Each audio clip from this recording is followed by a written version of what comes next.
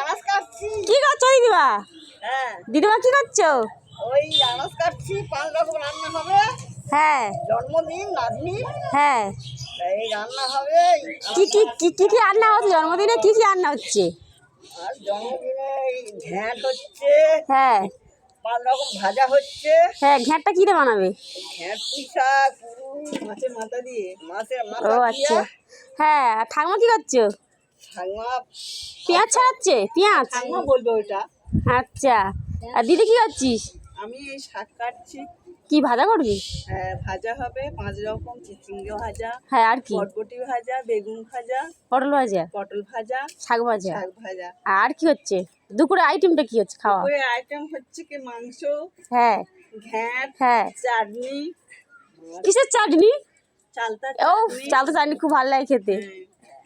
পাঁপড়, বাহ। পায়েস, ঠিক আছে। মিষ্টি, হ্যাঁ।